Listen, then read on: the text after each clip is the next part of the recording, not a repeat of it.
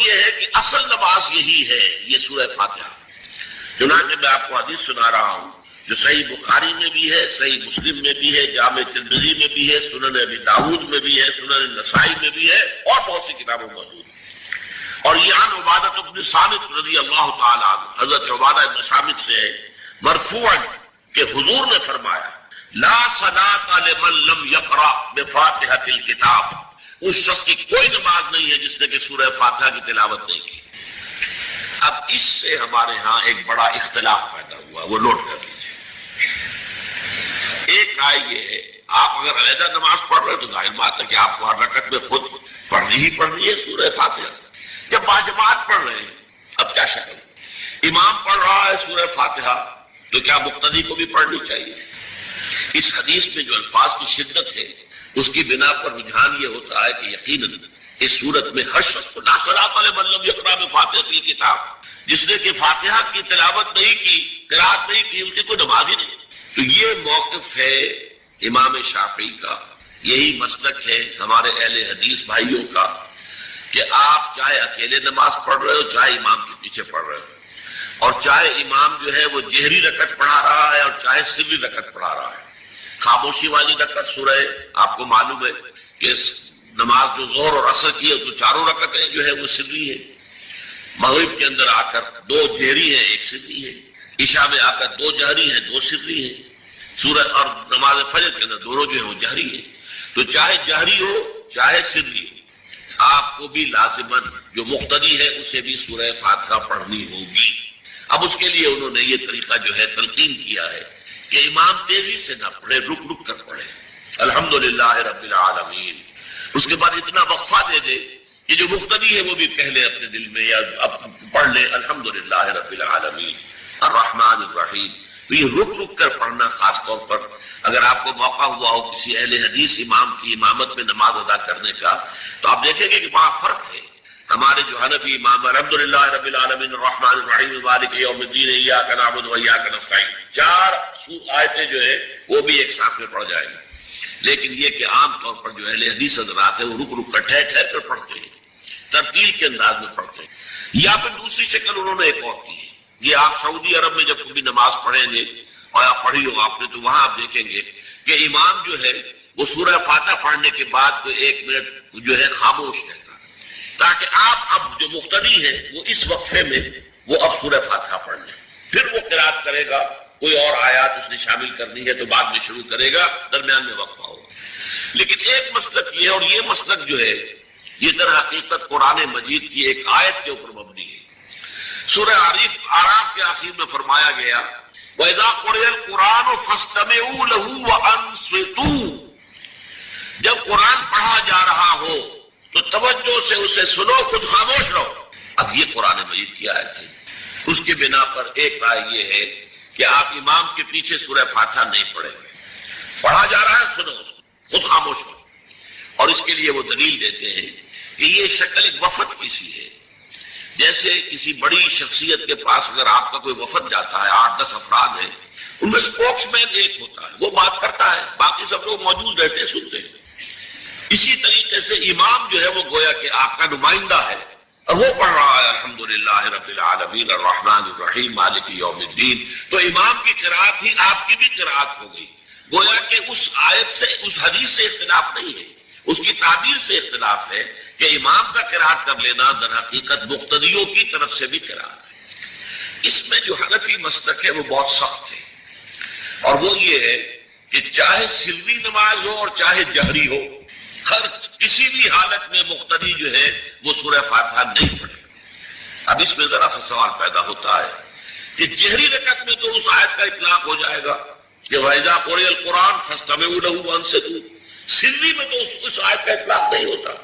بہرحال یہ مسلک ہے امام شافعی کا، ایک انتہا پر ہے، ہر صورت میں سری ہو یا جہری ہو آپ کو پڑھنی ہی پڑھنی ہے، اور امام ابو حنیفہ دوسری انتہا پر ہے کہ چاہے سری ہو چاہے جہری ہو کسی شکل میں نہیں پڑھنی۔ امام مالک کا مسلک ہے درمیان میں، اور میں اس میں کوئی جھجک محسوس نہیں کرتا کہ میں آپ کے سامنے عرض کر دوں کہ میں اس پر عمل پیرا ہوں۔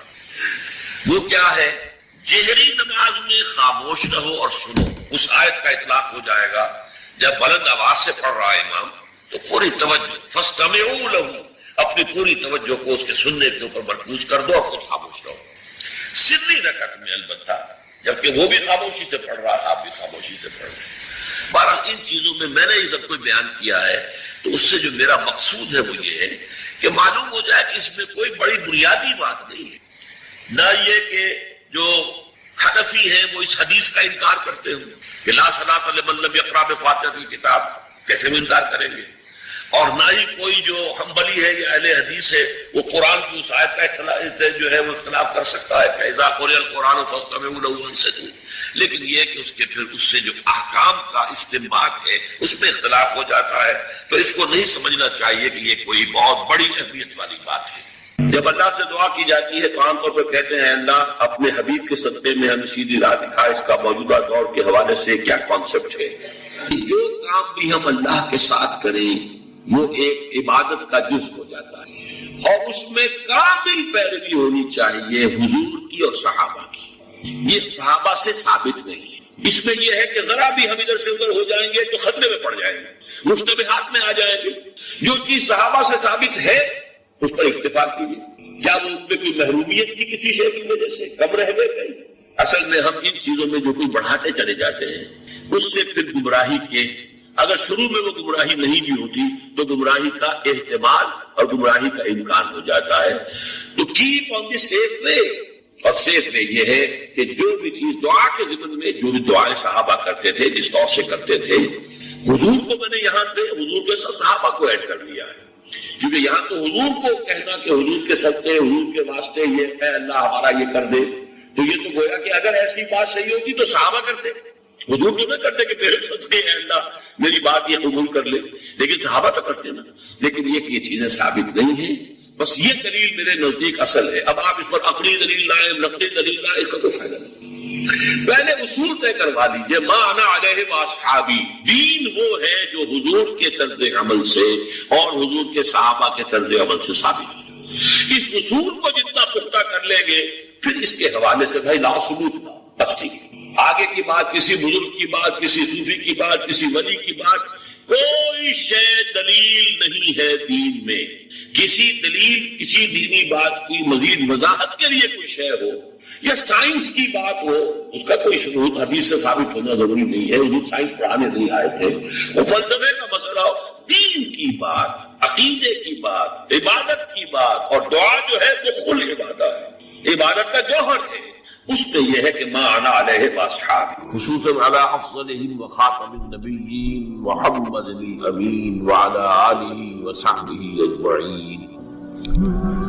اما بعد فقد قال اللہ تبارک وتعالی كما ورد فی اول سورۃ البقرہ، اعوذ باللہ من الشیطان الرجیم، بسم اللہ الرحمن الرحیم، الف لام میم، ذالک الکتاب لا ریب فیہ ھدی للمتقین الذین یؤمنون بالغیب ویقیمون الصلاة ومما رزقناہم ينفقون والذین یؤمنون بما انزل الیک وما انزل من قبلک وبالآخرۃ اولئک علی ھدی من ربہم واولئک هم المفلحون۔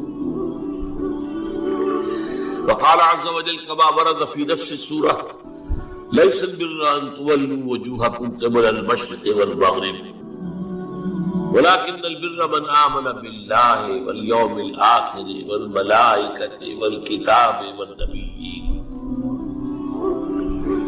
وقال جل وعلا كما ورد في آخر نفس السورة آمن الرسول بما أنزل إليه من ربه والمؤمنون كل آمن بالله وملائكته وكتبه ورسله لا نفرق بين أحد من رسله وقالوا سمعنا وأطعنا غفرانك ربنا وإليك المصير۔ وقال عز وجل كما ورد في القرآن في سورة التغابن فآمنوا بالله ورسوله والنور الذي أنزلنا اللہ بما تعملون خبیر۔ یوم یجمعکم لیوم الجمع ذلک یوم التغابن ومن يؤمن بالله ويعمل صالحا يكفر عنه سيئاته ويدخله جنات تجري من تحتها الانهار خالدين فيها ابدا ذلك الفوز العظيم والذين كفروا وكذبوا بآياتنا اولئك اصحاب النار خالدين فيها وبئس المصير. صدق الله العظيم. رب اشرح لي صدري ويسر لي امري واحلل عقدة من لساني يفقهوا قولي. اللهم ربنا الهمنا رشدنا واعذنا من شرور انفسنا. اللهم ارنا الحق حقا وارزقنا اتباعه وارنا الباطل باطلا وارزقنا اجتنابه. اللهم صل على عبدك ونبيك ورسولك وحبيبك وخليلك محمد وبارك وسلم وبارك على جميع الانبياء والمرسلين وعلى ملائكتك المقربين وعلى عبادك الصالحين وعلينا معهم يا ارحم الراحمين. معزز حاضرین اور محترم خواتین، آج ہم اللہ کا نام لے کر 4 خطبات سیرت کا سلسلہ شروع کر رہے ہیں. آپ دعا کریں کہ اللہ تعالی حالات کو سازگار بنائے رکھے، میری طبیعت بھی اس قابل رہے کہ میں اس پروگرام کو پورا کر سکوں. طبیعت میری ٹھیک نہیں ہے، آپ کو میری آواز سے بھی اندازہ ہو رہا ہوگا.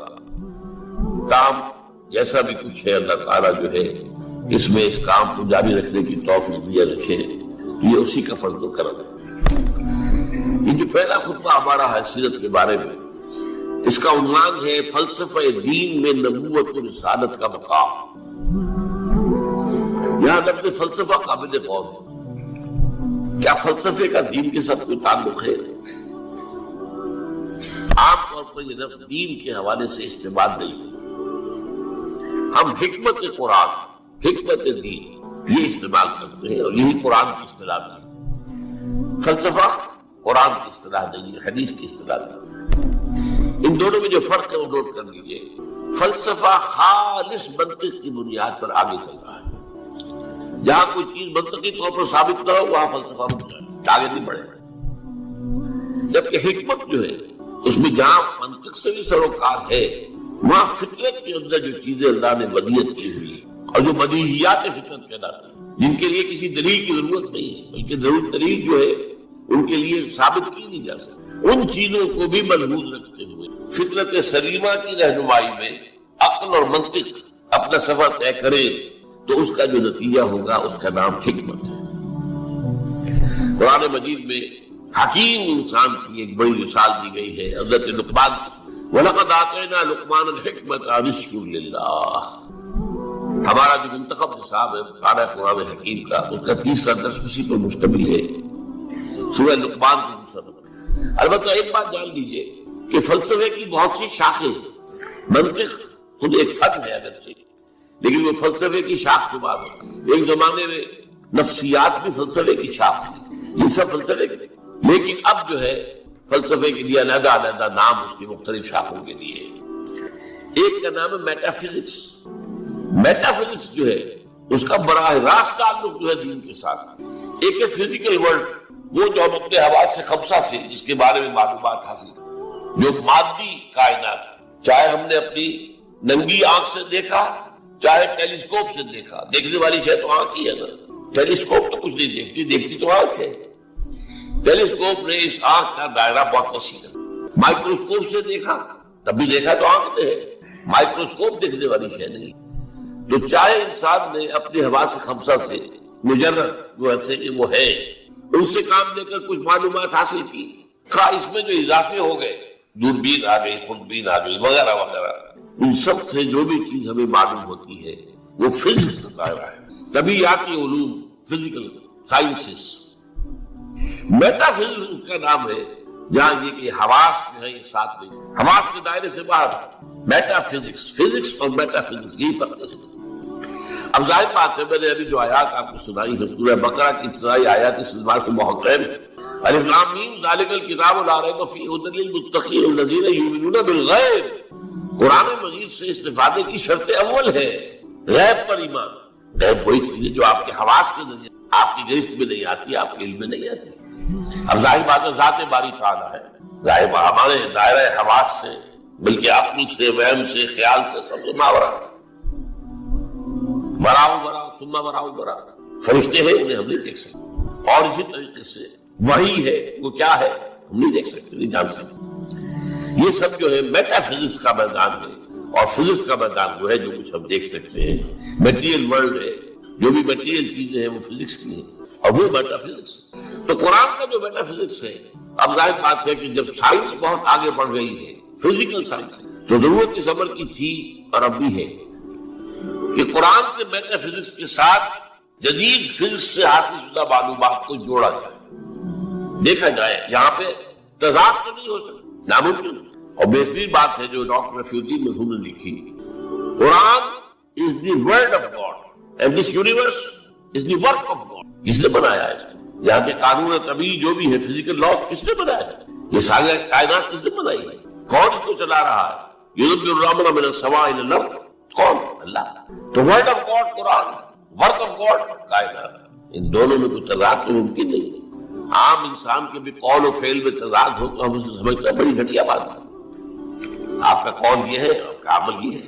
اللہ کے قول اور عمل کے اندر تضاد کیسے ہو سکتا؟ یہ ضرور ہوا ہے کہ قرآن مجید تو آج سے 1400 برس پہلے جو ہے نازل ہوا ہے، اس وقت انسان کی جو مادی معلومات تھی وہ اتنی کم تھی کہ قرآن مجید میں فزیکل فینومینا کا جو تذکرہ ہوا ہے ان کو صحیح طور پر سمجھا نہیں جا سکتا تھا، اس لیے کہ بھی ہماری معلومات اس کائنات مادی کے بارے میں بہت محدود تھی۔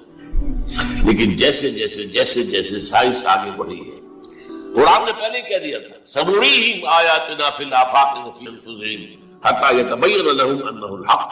یہ ہم قرآن تو آج دے رہے ہیں تمہیں، لیکن ہم اپنی آیات، نشانیاں آفاق اور انفس میں دکھائیں گے یہاں تک کہ یہ بات تم پر بالکل واضح ہو جائے گی، مبرہن ہو جائے گی یہ قرآن حق۔ تو جتنی سائنٹیفک ترقی ہوئی ہے اس نے ثابت کیا ہے قرآن کی حقانیت کو۔ آپ نے پہلے بھی تذکرہ سنا ہوگا ٹورنٹو یونیورسٹی کا جو ہیڈ آف دی ڈپارٹمنٹ، جو یہ ایک خاص علم جنین ہے، یعنی ماں کے بطن میں جو بچہ پرورش پاتا ہے، ایمبریولوجی اس سائنس کا نام ہے۔ آج جبکہ انسان میں آپ کو معلوم ڈسیکشن بھی ہوتا ہے، سب کچھ ہوتا ہے، مائکروسکوپ بھی ہے، اور نہ معلوم کیا کیا چیزیں ہیں جس کی اندر داخل کر کے دیکھ لیتے ہیں۔ گھٹنے کا درد ہے، گھٹنے میں کیمرہ داخل کر دیتے ہیں، وہاں سے دیکھ لیتے ہیں اندر کیا ہے۔ تو آج جو معلومات حاصل ہوئی ہے وہ حیران ہوا، 1400 برس پہلے یہ کیسے دے دی گئی قرآن مجید؟ اس نے مانا، مورخ وقائی نے یہ مانا، فرینچ سرجن تھا شاہ فیصل، اس کے بعد علاج کے لیے گئے تھے، وہاں انہوں نے قرآن پیش کر دیا اسے۔ میں کیسے پڑھوں گا اس کو عربی میں؟ مطلب کوئی بات نہیں، میں آپ کے لیے استاد منگا دوں۔ بادشاہ کے لیے کیا مشکل تھا، سعودی عرب سے لا کر ایک ٹیوٹر رکھ دیا گیا، اس نے عربی سیکھی، پھر قرآن پڑھا، پھر کتاب لکھی، the Bible, the Quran and the science, اور اس میں یہ ثابت کیا اور اقرار کیا کہ قرآن میں کوئی شے وہ نہیں ہے جسے سائنس نے غلط ثابت کیا ہو۔ یہ ہو سکتا ہے کہ قرآن میں بہت سی چیزیں ایسی ہیں جن کی حقیقت تک ابھی سائنس کی رسائی نہیں ہوئی، یہ اور بات ہے، لیکن کوئی شے ایسی ثابت ہو گئی ہو کہ قرآن کی یہ بات غلط ثابت ہو گئی، یہ نہیں۔ تو آج اس کی بہت ضرورت ہے اس کی کہ یہ جو دو علوم علیحدہ علیحدہ چل رہے ہیں، یہ دو آنکھیں ہیں، ایک آنکھ یہ دیکھو، کھول آنکھ، نبی دیکھ، فلک دیکھ، فضا دیکھ، زمین اور آسمان کو دیکھو، افلا ينظرون الى الابل كيف خلقت والى السماء كيف رفعت۔ دوسری آنکھ وہی، ان دونوں آنکھوں سے اس سے حقیقت کا علم قرآن سے دو، اس سے کائنات کا علم اپنے حواس خمسہ اور عقل کے ذریعے، اور پھر دیکھو ان دونوں میں کوئی تضاد نہیں۔ یہی ہے در حقیقت میری آج کی گفتگو کی بنیاد کہ نبوت اور رسالت کا مقام و مرتبہ، دین کا جو میٹا فزکس، دین کا جو فلسفہ اور حکمت ہے، اس میں کیا ہے۔ تو ہمیں سب سے پہلے یہ جاننا ہوگا، یہ ذکر کر دوں میں کہ میں نے اس موضوع پر جس پر آج میں یہاں تقریر کر رہا ہوں، آج سے 25 برس قبل یہ جو ہمارا یہ ٹاؤن ہال ہے، جنا ہال، 26 مارچ 1975 کو تقریر کی تھی، اور وہ تقریر چھپی ہوئی ہے، میری کتاب ہے نبی اکرم صلی اللہ علیہ وسلم کا مقصد بیشک۔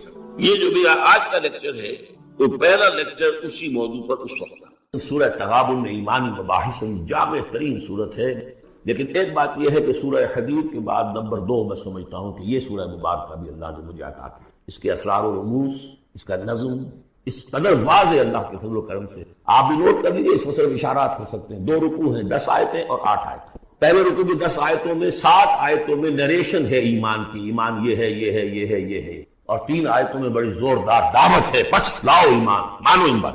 دوسرے رکوع کی 8 آیتوں میں سے پہلے 3 میں ایمان کے ثمرات بیان ہوئے، پہلے 5 میں ایمان حقیقی اگر ہے تو اس کا یہ ثمرہ ہے، یہ ثمرہ ہے، یہ ثمرہ ہے.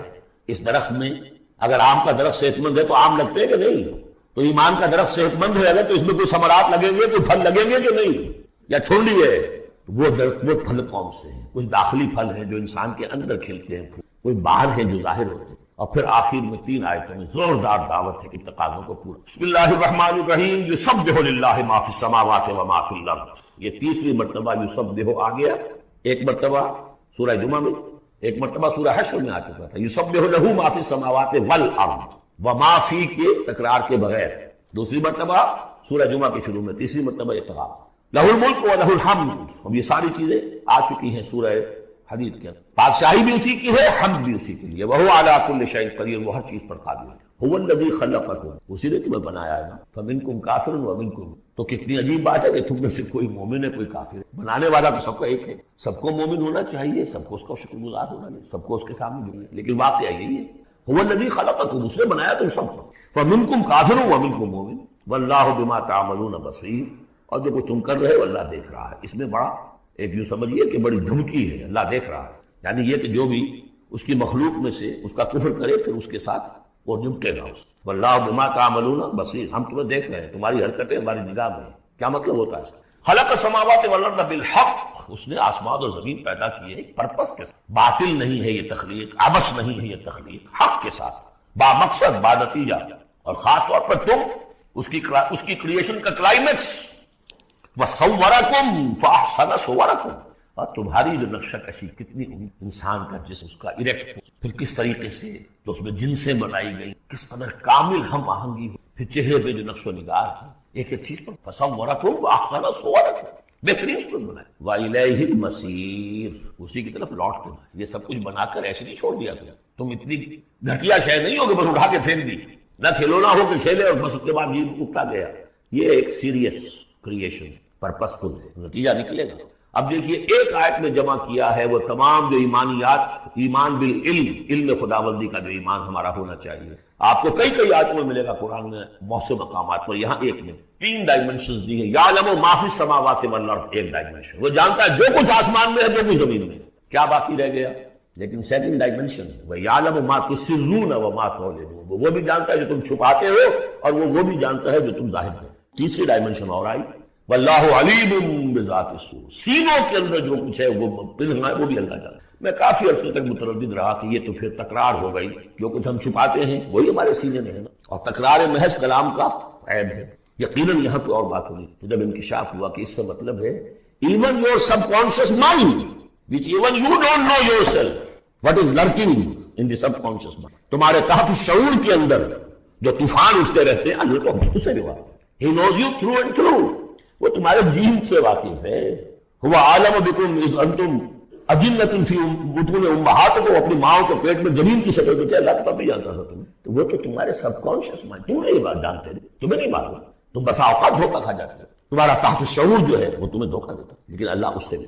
الگ یاتکم نبأ، اب 4 آیتیں ہو گئی ایمان باللہ پر، اگرچہ اسی میں مضمر ہے ایمان بالآخرہ بھی، بعد بھی. 2 آیتیں ایمان باللہ پر. الم یاتکم نبأ الذین کفروا من قبل، کیا تمہارے پاس خبریں آ نہیں چکی ہیں ان لوگوں کی جنہوں نے کفر کیا تھا پہلے؟ قوم نوح، قوم ہود، قوم صالح، پورا مکی قرآن پڑھ چکے ہو نا. اب تو ہم نزول کے اعتبار سے بھی بات کہہ سکتے ہیں، اب اپنے اس دورہ قرآن کے اعتبار سے بھی بات کہہ سکتے ہیں، سارا مکی قرآن پڑھ ہی لیا تقریباً. الم یاتکم نبأ الذین کفروا من قبل، کیا آ نہیں چکی تمہارے پاس خبریں ان کی جنہوں نے کفر کیا تھا پہلے؟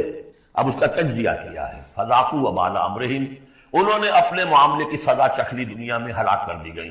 وَلَهُمْ عَذَابٌ عَلِيمٌ، اور ابھی ان کے لیے عذاب علیم منتظر. ابھی تو عالم برزخ میں ہے نا، عذاب علیم جو آخرت کا ہے وہ تو ابھی منتظر. اعد اللہ لهم عذابا علیما، تیار کر کے رکھا. تجزیہ اگلی آیت میں ذالک بأنہ کانت تأتیہم رسلہم بالبینات، یہ اس لیے ہوا کہ ان کے پاس ان کے رسول آتے رہے واضح نشانیاں لے کر، واضح نشانیاں، واضح معجزے بھی اللہ نے جس کو دیے. فقالوا، تو انہوں نے کہا اب بشر یہدوننا، کیا بشر انسان ہمیں ہدایت دیں گے؟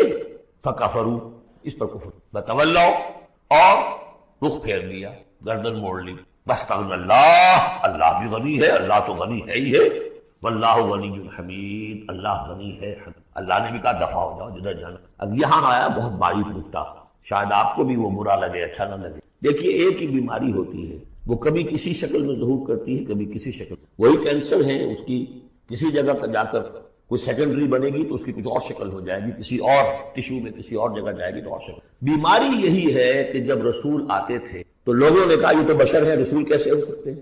سمجھ میں آ رہا ہے؟ یہی بیماری آئی بعد میں، جس کو رسول مان لیا، یہ بشر کیسے ہو سکتے ہیں؟ کوئی فرق ہے اس میں؟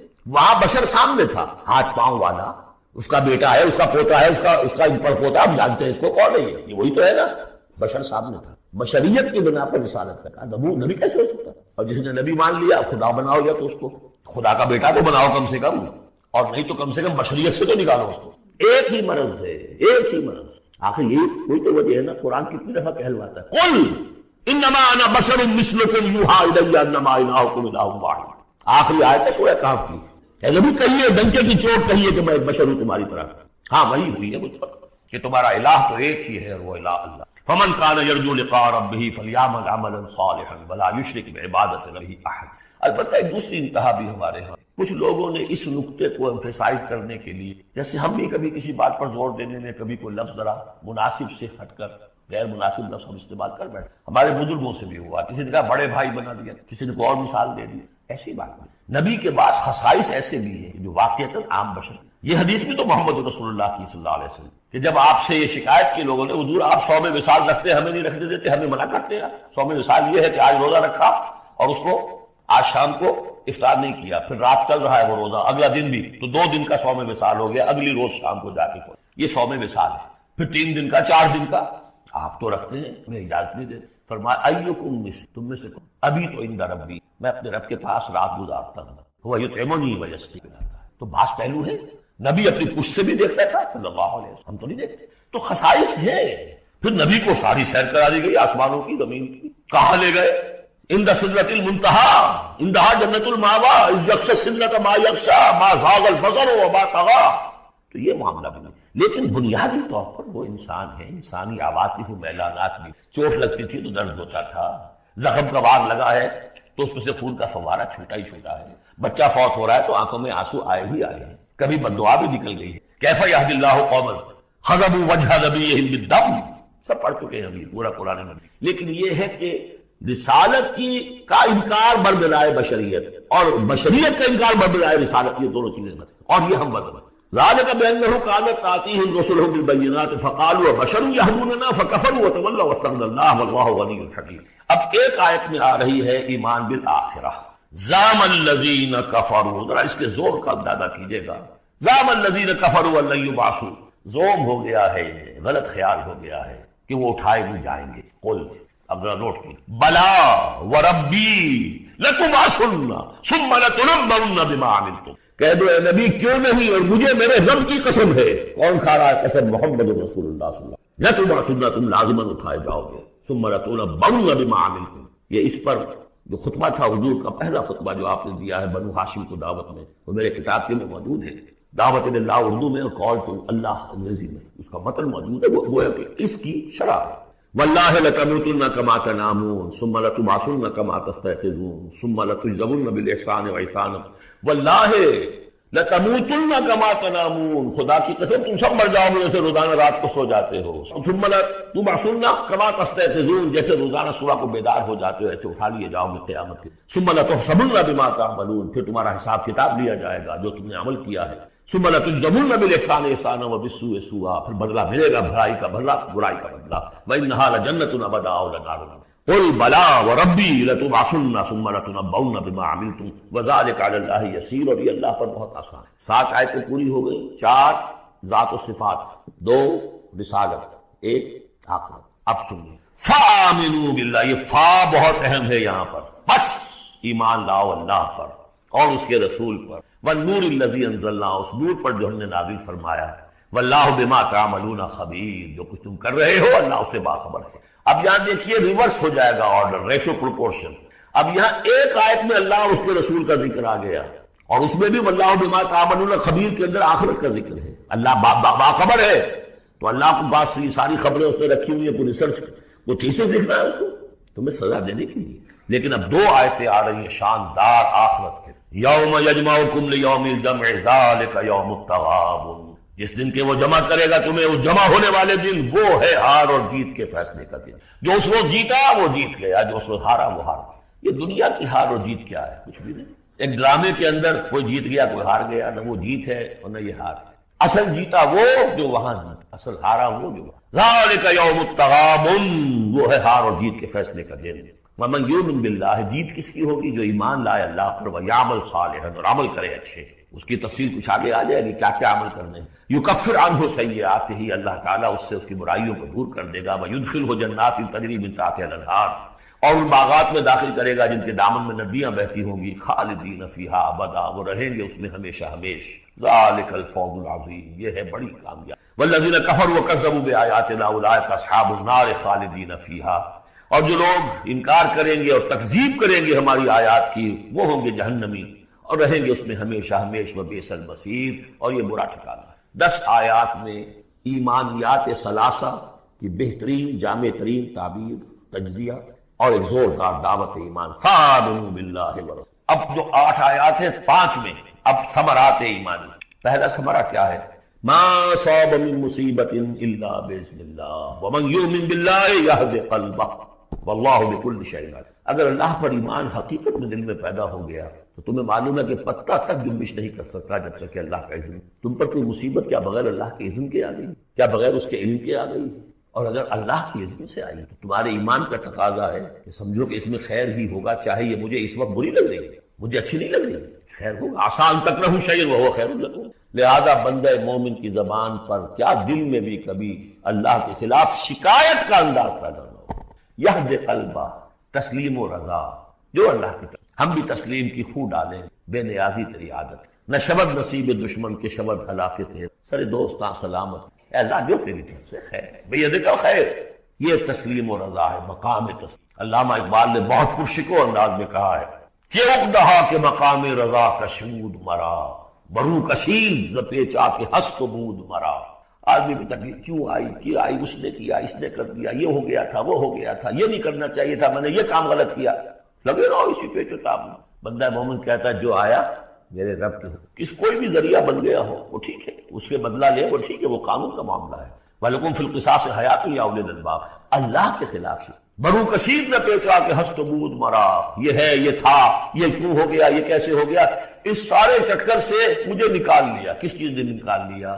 کہ عقدہا کے مقام رضا کشود، مقام رضا نے کیسے کیسے میرے عقدے حل کرنا۔ اب میں تفصیل میں جا نہیں سکتا، اس پر میرے بڑے بڑے کیسز موجود۔ یہ بتایا میں بھول گیا ہوں آپ کو کہ وہ جو منتخب نصاب جس کا میں تذکرہ کرتا آیا ہوں، یہ ساری صورتیں ان میں داخل ہیں۔ یہ اس کا چوتھا حصہ جو تھا سورہ صف، سورہ جمعہ، سورہ تغابن، سورہ منافقون، اور یہ سورہ تغابن دوسرے حصے کی صورت ہے، یہ ایمان کی حقیقت۔ سورہ فاتحہ، سورہ آل عمران کی آخری آیات، سورہ نور کی آیات نور، اور پھر یہ تغابن۔ تو پہلا ہے نتیجہ تسلیم و رضا۔